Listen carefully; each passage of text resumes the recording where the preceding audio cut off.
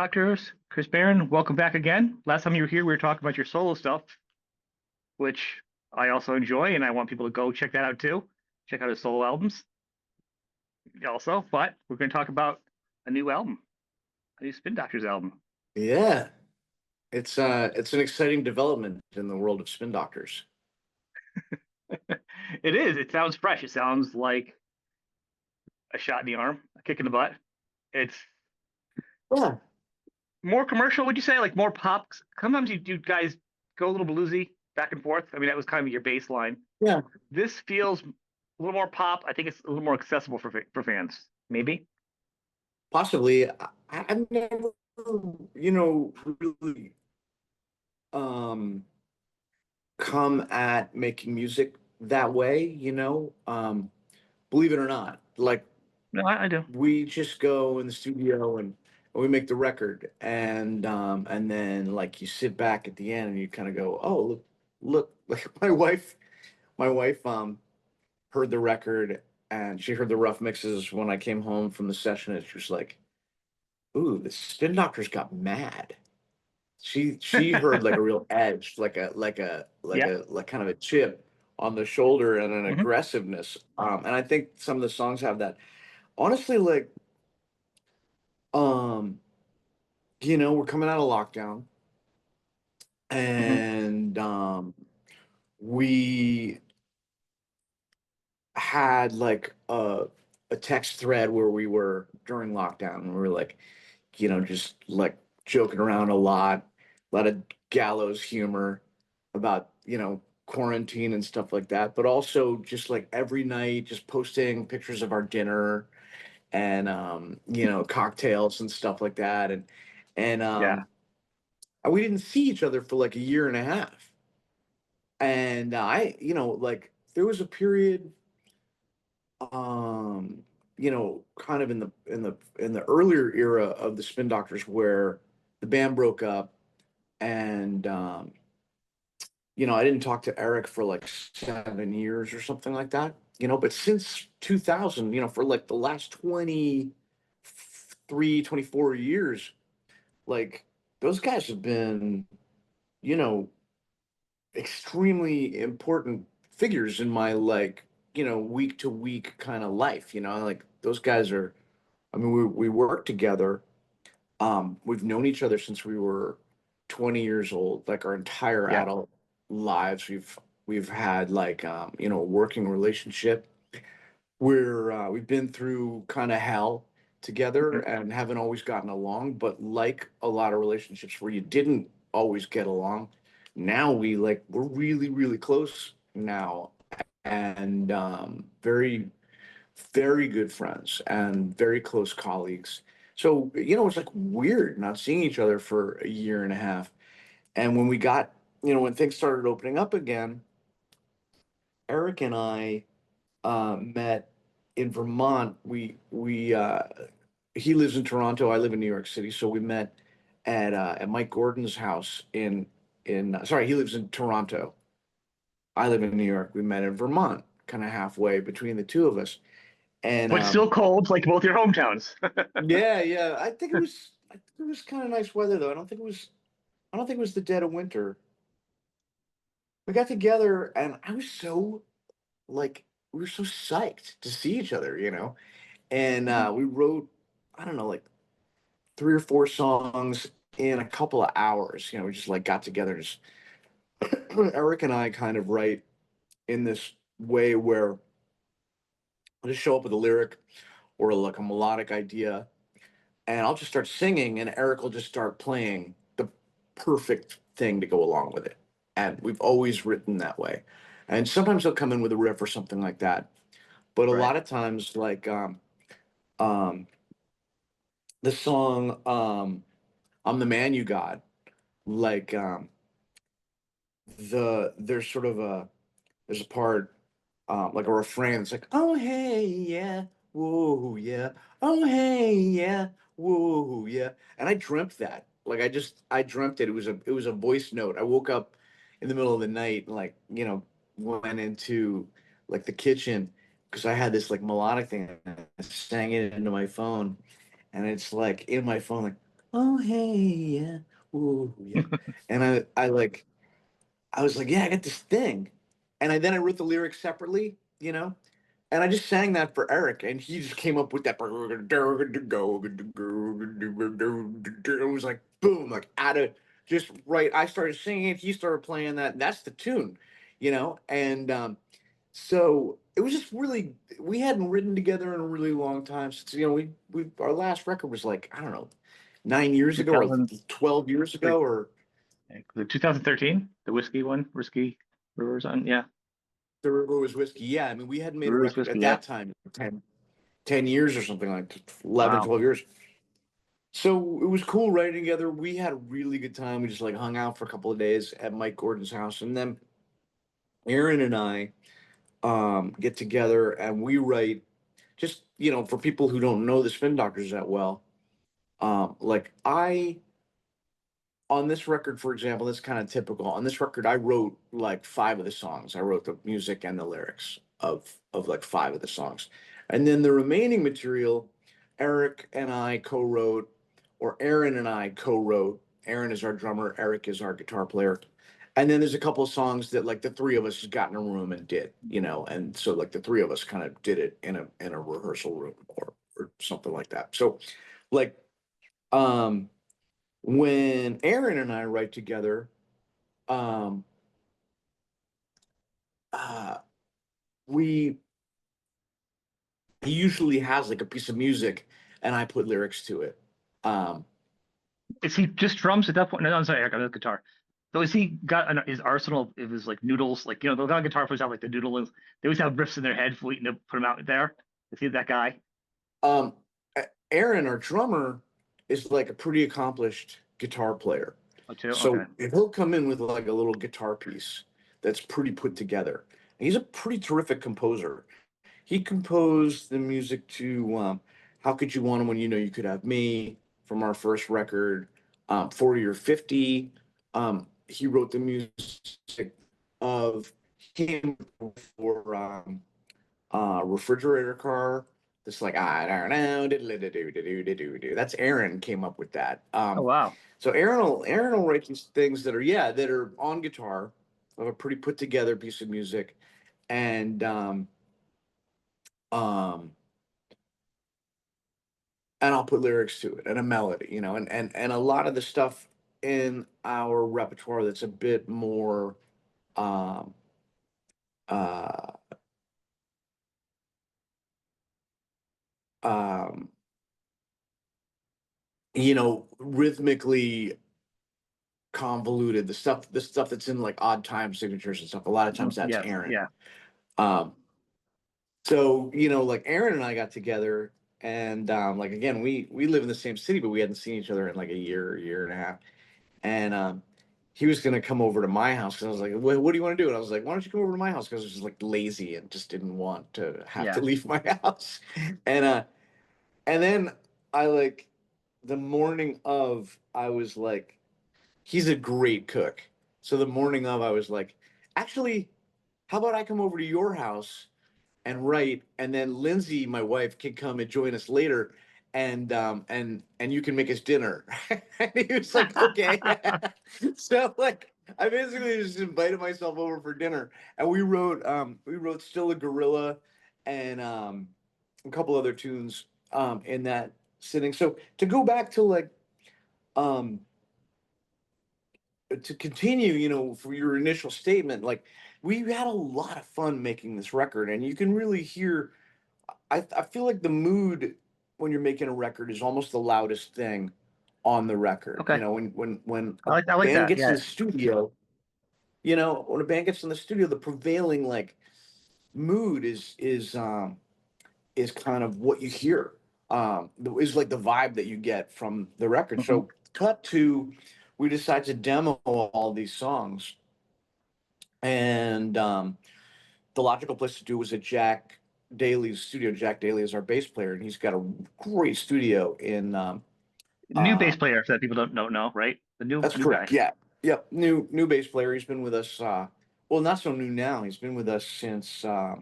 well, since this year, since we came out of lockdown. So it's He still has that been new like new three. bass player smell to people. He's got that new bass player smell like a car. He's brand new to a lot of fans that aren't aware of the lineup, change after all Right. these years. Yep. Yeah. Sure. So Jack is in the band now, and he's one of the greatest bass players on earth. He played with Lenny Kravitz for throughout the Shank of Lenny's career. He's been with uh, Steven Van Zandt for the last like 10 or 15 years. Um, he's like one of these go-to session guys who plays on Yeah. millions of records. He and I lived in the same building in the 90s in New York City. So we are like very friendly acquaintances. And he and Aaron have made a bunch of records together on other people's projects.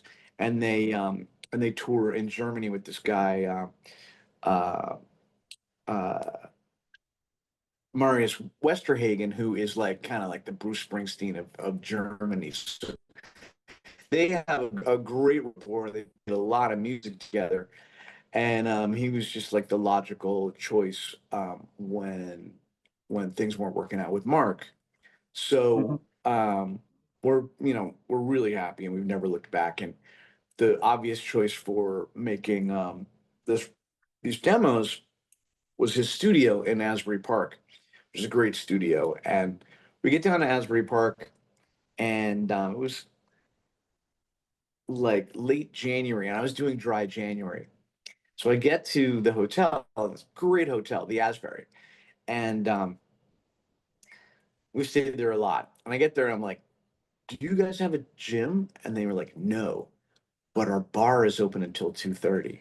And I was like, "Excuse me a second." Better. And I went out to my car, and I like looked up other hotels, and there was one like a half a mile away called the Asbury Beach Club, and it Right. looked beautiful. And I call them up, and I'm like, "You guys have a room? Yeah. You guys have a gym? Yeah. Um, how much is a room?" And like it was like double the price of the Asbury Surf Club, and the Asbury Right. Surf Club is not cheap, you know. So, but Yeah. it looked so good. So I called our manager, and I was just like, "Hey, I'm changing hotels. It's more expensive, but like I'm gonna go and we'll figure it out. Like whatever, I'll pay the difference or after the session. No problem." So I go over there and it's beautiful. Wake up in the morning, have a nice like, latte in the bar lobby and eat Hmm. like a an avocado toast with wild mushrooms and like these tiny little poached quail eggs. And like it was like mwah. And I get to the session and I'm like, "Guys, I changed hotels." And they were like, "What?" And I told them about the hotel and they were like, "I want to stay there too." So they all moved to the Asbury Beach Club, and like I didn't have to pay because everybody moved there, so we all just like moved there. It became part of the budget. And so like we were just living in this like beautiful hotel half a mile away from the studio. All of my favorite records were made like in that kind of a situation, not exactly, but like Exile on Main Street, they're all like living in this house. They made it at Keith Richards' house. I subsequently found out that that was kind of hell, but it gave it a vibe, because they were just like working at a house.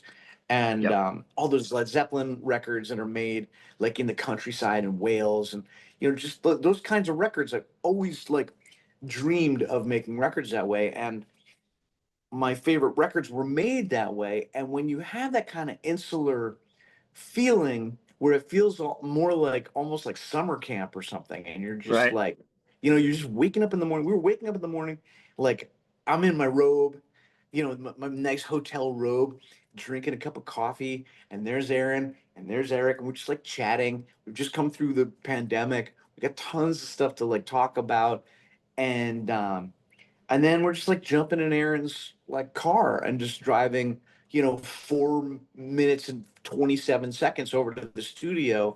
And then it's just like the four of us in the studio. It's Jack's studio. Um, Roman Clune, who did the engineering, is like an old friend of Hmm. all of ours. So it was like five of us. Like family, And the very, atmosphere. very family style, very family style, very sibling kind of rolling out of bed, rolling into the studio. And then we were just in this great groove where I would go in the other room and like type out like a studio version of the lyrics. I'd come back in, they'd have everything sort of set up. Like Eric could be setting up which guitar amps and stuff he wanted to use, and Aaron would put the correct drums and cymbals on. Jack would pick up, and we'd meet in the control room, and we would most of the most of the um like just work tapes that we had were just on our iPhones. So we'd pull out like the iPhone version that we had just recorded in the room when we wrote the song. We'd go through it. Um, Eric and I have this thing where like I'll point out the guitar things that like are gonna work with the melody, you know. So I'll be like, to make sure you do Hmm. this, this was like the coolest thing you did. And he'll be like, okay, cool. And then we were just going into the studio and doing like, two, one take, two take, three takes, and we were getting these tunes within like three takes. So it was all just coming together really fast. And after like a couple of days, we're like listening back to everything we were doing, and we are like, again, this was supposed to be a demo session, but we're like, guys, like, is this the record? Like, this sounds good enough to be the record. And everybody was like, yeah, but we didn't want to say too much about it. We didn't want to like jinx it. We were like, yeah, it sounds really Yeah. good. And we just like left it at that. And then at the end of the session, our manager came and listened to it, and he was like, guys, I have a crazy idea. And we were like, what? He's like, I think this might be the record. We were like, oh, really? Do you think so? Yes. Whoa, wow, yeah. Well, good idea.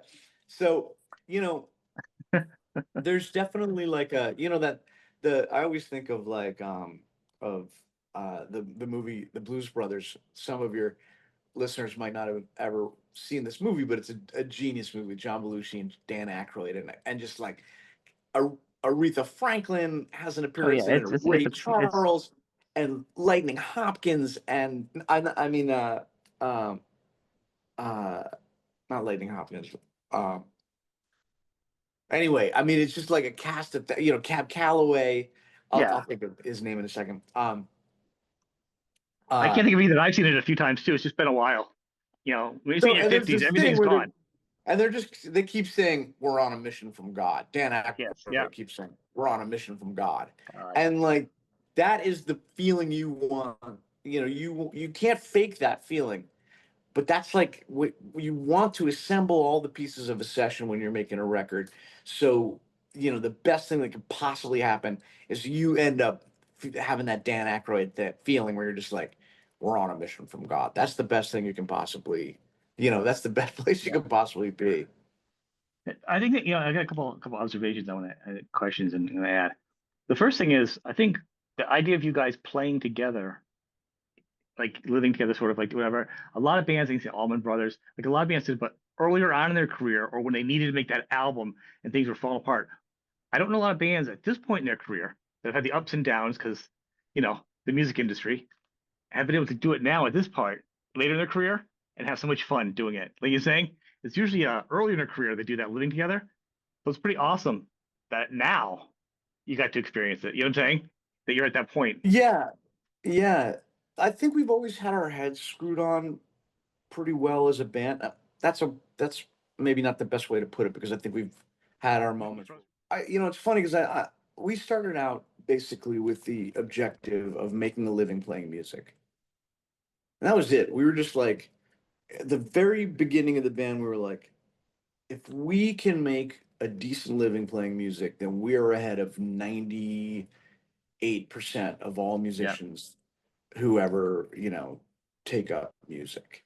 Hmm. And so that was really our objective. And we weren't chasing a record deal. We weren't chasing some kind of like commercial success. And it's funny because I think because of the success of Little Miss Can't Be Wrong and Two Princes, I think we're sort of viewed as this like commercial entity. And I also think it's kind of elbowed us out of the whole like jam band conversation, because we're perceived as a a pop band or whatever, more like commercial kind of band. But that's not really the way we see ourselves. I mean, we like making money as much as anybody does, and we were thrilled when Two Princes and Little Miss Can't Be Wrong, shot up the charts but we still are, an improvisation based um, kind of band, and one of the central tenets of the band is a really high level of musicianship, and we're all really committed to growing as musicians and kind of not to sound pretentious, but um, uh, increasing the range and depth of our artistry, as a band and as individuals. So, Aaron is in there like just practicing crazy shit all the time, and I'm still, I'm learning I'm learning Greek and Latin and trying to read Homer in the original, and I take voice lessons, and everybody's just like kind of pounding away, trying to, trying to become better. And I think that,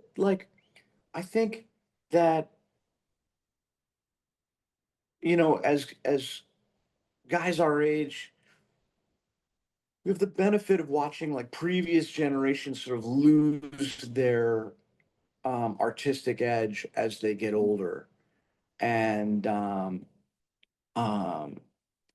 you know, I at least, I think we're committed to not doing that. I think we're committed to. I want to write great songs, and I don't want to be, um, stuck in like trying to write the thing I was writing when the band was really popular. Mhm. Um, and but also I don't want to like kind of drift off into something that's unrecognizable from my own kind of artistic sort of center. So I'm not trying to be like, Miles Davis, and because I'm not Miles Davis. I'm not trying to be like just doing a different thing every 10 years where it's completely unrecognizable. But I'm also not trying to chase my tail, trying to be who I was when I was 20.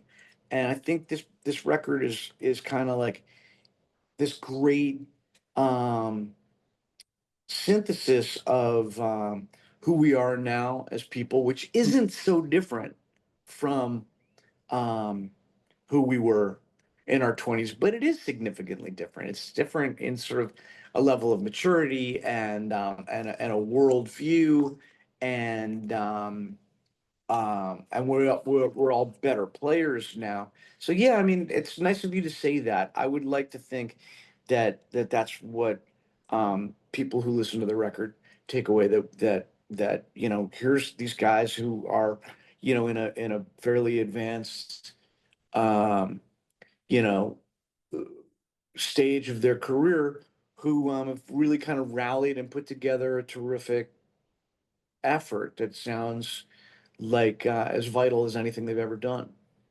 Oh yeah, I think one of the things I want to say for like to me the album's like a good pair of jeans. It's like your favorite pair of jeans where it looks good on you. You know it looks good on you, but it feels really comfortable. That's kind of what this Yeah. album feels like to me. It has like the best of everything, but it's also comfortable because it's like it's Spin Doctors. I always thought when you guys came out it was always weird. I'm like the longevity of you being the top of the charts band. I didn't know how that was going to go because I mean to me you guys were way more blues based, more funk, more Yeah. this and that. You had some great commercial songs in it. And at the time, the 90s were so weird. There was no really, the singles were like all over the place for different bands. It was Yeah. nice Yeah. because it gave you guys a shot. But I never thought you guys as being just a pop band because the rhythms are tight, Yeah. this and that. And the guitar playing, well, that's always with the guitar playing, and always with this album in particular, but all of the albums, it's never overplayed. In fact, I feel like sometimes he holds back a little bit, and it seems like it's simple, but it's not. And that's the great skill of a guitar player, Yeah. you know. And I see that in all the albums. And I don't think people realize that to kind of not have to be over the top, not have to be, you know, you guys always honor the song. You do with your vocals and stuff. No one's going crazy. The rhythm's tight, but not too much. You can feel you guys have the power, like the engine of like a Maserati or something like a crazy engine. But you know what I mean? But you're not just racing it everywhere. You kind of just you do what you need to do. And so when this album came out, and I listened to the album before it comes out, it's April 11th coming out, the full album. And the single that came out was Gorilla was kind of interesting because I'm like, that's an interesting single because it's not the single you would Yeah. think that you'd want to do to reintroduce the world to a band because it's not. as spin doctory as the Yeah, yeah, hits that yeah, some yeah, people know. It's yeah. almost the opposite. And I was like, wow, that is a real different song. Very kind of like courageous as a band to put that out there as your first song because it's not even full representative of the album. It's probably the Yeah. least commercial song on the album, which I get, and I've had to hear the album a few times to get it. I'm like, oh, I get why they wanted to put it out first. When I first heard the single, I was like, oh, that's weird because when I heard the album, I was like, that's a weird choice that went out over everything else. You know what I mean? That feels like it would Yeah. have been a deep cut. Yeah, Um, if just for your listeners who haven't heard it yet, it's a very heavy song. mhm. Um, it's got, distorted guitars on it, and a riff that's like, you know, pretty heavy duty, and the singing is in, pretty confrontational. So it's a very Yeah, confrontational song. yeah, The lyrics mention like Desdemona and Demosthenes, and there's like a Hamlet reference in there, and it's a very dense um, song with a chorus that kind of with a hooky but yeah. still heavy chorus. Yeah, and it's funny because that was like for us, we were like, yeah, Gorilla first. It's gonna be like from the get-go, we were like, I think this is gonna be the first single because we kind of wanted to do like, s- come back out with a thing that was like, wait, this is Spin Doctors? Whoa, Like a palate cleanse, like it's and cleaning your palate before you have some wine. You know what I mean? It just kind of yeah, like, yeah, whoa, a reset. absolutely, like a calling card, with a like, you know very different font. You It know? is, and to me, it's kind of cool because there's obviously songs on there. I mean, Boombox, which is the first song on the list, to Yeah, me also feels very tongue in cheek, naughty, with this little Zeppelin riff in it, and the lyrics, and then kind of go back and forth a little bit. That's clearly a catchy summer anthem. You know, if that doesn't yeah, explode, I mean, you've got some songs on there. Good tight. Um, Rock and Roll Heaven. I'm doing think look at that, my notes I have here. She'll love me. I'm the man. Actually, let's see. excuse There's me. 12 songs on here, and I can hear there's probably like eight of them that are just like very easily radio hits. And that's how you guys trying. I think it's the Yeah, melody, and but I think some could be different radio. Like some could be rock, some could be like more like a folk country, internet radio, where it's just like I guess I need to step back and say I'm not thinking like a commercial 80s 90s radio where it's, you know what I mean, going for the big hits and yeah, keep the yeah, case them. I'm saying yeah, these would yeah, be radio friendly where it's like internet radio or even other radio stations where the fans are liking these songs. Rock fans would like a bunch of these yeah, songs. That's what I mean. I yeah. think the popularity would be much more accessible to different quadrants of people to this album. It's a very drinkable album. I Yeah. like. We have on the we have two gigs this week, and we change up the set list every night, and so we have a show in Minneapolis this weekend, and one of the songs that we haven't played quite as much from the new record is on the set list. It's called Heart of the Highway, That's a good one. and That could be a single too. thank you. Another one. And that's gonna be the third single. The next single coming out in a couple of days, from when we're recording this, is Rock and Roll Heaven. Okay, that And makes sense. then after that, Heart of the Highway. And then the day the album comes out, we're releasing Boombox. Okay, that makes sense. Um, yeah, yeah. Boombox, we think Boombox is the big drop kick, Well, of I the definitely record. think it would go for the Little Miss crowd and the Prince crowd.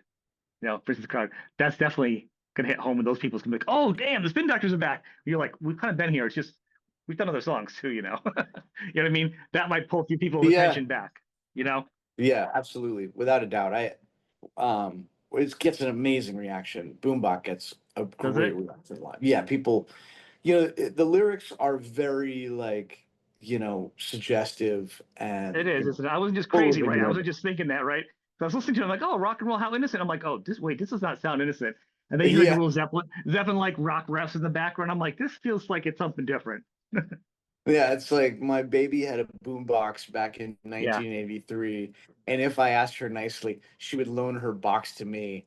She would take her boombox everywhere. She could not put it down. And when she pressed its buttons, she produced a funky sound. It's like, Yeah. and you just like singing it, and you're just watching people who've never heard this song before take Yeah. it in like line by line, and just like pick up on the metaphor of it, and the innuendo, and it's a very funny, it's a funny lyric. It's the music's really catchy, and you can just watch people like falling into the spell of the humor of it, Yeah. and it goes over really great. It goes over great. But I You do like, yeah. Sorry. please, You have a no, lot of good please. lyrics, but lyrics you do have like it's funny because you do have a lot of deep, smart lyrics, and then you'll have next thing you know you're singing about boombox or about I like you better when your butt was bigger. I mean, there's no line drawn for you. Like what's you mean?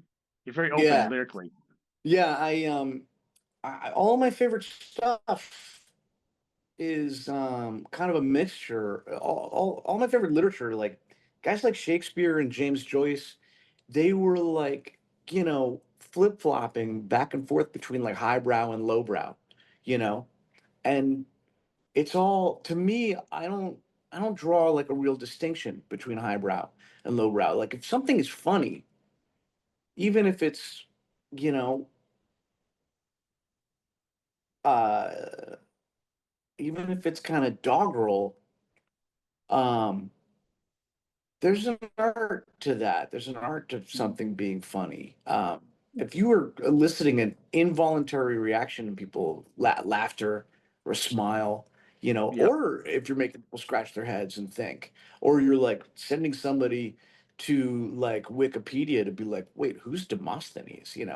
Like that's what it's all about. Good. And to me, I don't really draw a distinction between like silly stuff between the highbrow and lowbrow. I think the two are Mhm. like you need both of them um, to be appealing. But more importantly, just as a writer, I can't control like the public's reaction to what we write and what we Yep. create. And in the end, um, you have to entertain yourself. And I'll qualify that. If you can't just like it can't just be this masturbatory, like self-entertaining kind of thing that only you get. You have to find the like human being inside of you that is communicating with the human being in other people and entertain that human being. And if you're doing that, you're kind of entertaining your own fundamental humanity. You're going to get to other people, in one way or another. You might not get to everybody. You might have stuff that not everybody gets, that only a small percentage of people get. And you might have other stuff that more people get, but yeah, I've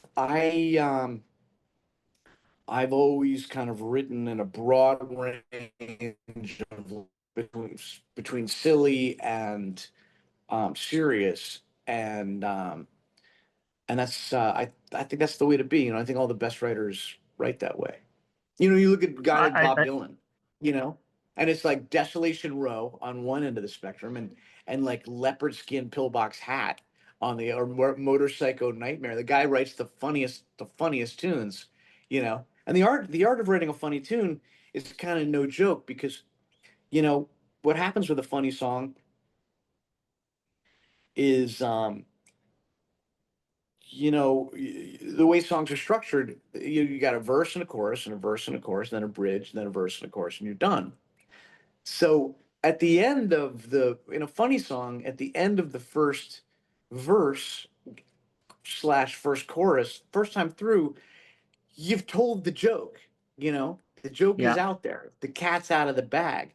So the art is keeping the revelations coming. You know what I mean? It's like telling you told the joke. Yes. When you tell a joke, you're like, and that's how I met your mother, and then the joke is Yeah. over. You know what I mean? But in a You know, song, you got to tell the joke. like a callback, right? Like kind of like callbacks, right? Yeah, Just kind of. yeah. You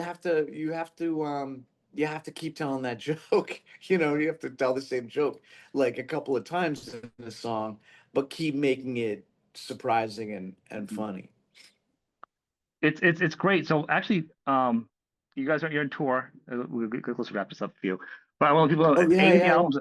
Yeah, yeah, album 11th, April 11th. Check you out on the Spin Doctor website, on all the socials. You have your own website. You've got a couple of your own solo albums. I encourage people. I really love those, as I said earlier. And tour. You're on tour with the Spin Doctors and Blues Traveler Gin right Blossoms now. Blues Traveler. Oh, okay. We're Spin Yeah, Doctors. I know. No, I Yeah, said really, the Spin Doctors. we're Yeah. going out this summer. Going out this summer. July, August, and half of September with Blues Traveler and Gin Blossoms, and that'll Oh, yeah, that's what be I said. Yeah, that's all that. of I'm sorry. the. Right. I couldn't remember if it was Blues Traveler who's I know it was you guys and Jim Blossoms. I couldn't remember if it was Blues Traveler. Also, I was thinking about it and I was thinking how you guys were almost the same band at one point. I lost myself. That's right. Yeah, I went to high school with the Blues Traveler guys. Yeah. We go way back. That should be really fun. We were actually like the tour's been extended 2 weeks because I apparently like it's selling really well and people are psyched. So I think I'm hoping that to see you. I'm hoping to see you. I think you guys are coming near me. I was just looking at the thing, Oakdale in Connecticut. So I'm looking yeah, at hopefully checking you guys great out man. too. Cool. Well, we That, will that, we'll see you out there on the road. That should be a really fun show. I'm really looking forward to that. We yeah, haven't been it's on a really cool. bus tour in a really long time, so it'll be interesting being out on a bus. We were having dinner last night, and talking about ways of making the tour, Hmm. fun. And I think we're gonna bring a grill. I'm gonna have like a camera out on the road, and I've been doing a bunch of black and white photography, so Oh, I'm gonna wow. bring a couple cameras out, and yeah, we'll be like grilling and taking pictures, and I think I might bring a typewriter too. I'm working on a novel. You mean I'm like learning a real Greek and typewriter? Latin. Like a typewriter I typewriter? have yeah, yeah, I have like probably the coolest typewriter ever made. It's a oh shit, I always forget the name. It's on an Underwood number 5. Yeah. It's the uh like Ernest Hemingway typewriter. But these things are like they're like tanks. It's mine is They're heavy. mine's yeah, mine's from like 1910 or something like that. I mean, it weighs like 100 pounds. Like these were like back You know how much then they gas had the these bus is going to typing burn just for tools. having it on it? You know that? The weight of that's going to make you guys burn so much No, gas on that bus. I think I'm gonna buy a more, I'm gonna buy like a portable one. I'm I'm gonna buy bursting. a No, I'm portable just one. harassing But you. I'm working on a novel called Odysseus. I'm working on a novel called Odysseus, a memoir. And of course, because I'm Chris Barron and like a weird old poet guy, like I'm doing it on a typewriter. And eventually I'll get it in a computer and I'll word process it in a computer, but I'm like doing the first draft on a typewriter. I And I'm like that. learning I like that. Greek. I Huh? like that. I like that a lot. I like to learn. I mean, I do something too. I'm always trying to learn something new, pick up something to learn it just because you haven't done it before. Then I move on. So I respect that. You doing that kind of stuff is pretty cool. It's It a makes you a thrill. better person. It's a thrill like it's a thrill learning Greek because it's another alphabet, you know. Hmm. And as I'm learning the alphabet, it's such a like you forget because you were like, 6 or 7 years old when you learned to read, our alphabet. But Right. like looking at a bunch of weird symbols and seeing a word like pop into your head and being like, oh my God, that means man. That means Oh, okay. Yeah. Riley. That means Zeus. That means Athena. That like it's cool watching these words pop out of these funky new squiggles. But fun by new, I mean new to me, not they're Yeah. they're Greek's not thousands that of new. years old. It's great. Yeah. One of the John, older, actually, of them. thank you very much for the interview. I appreciate it. It's always a I'm pleasure going. talking to you. Me too.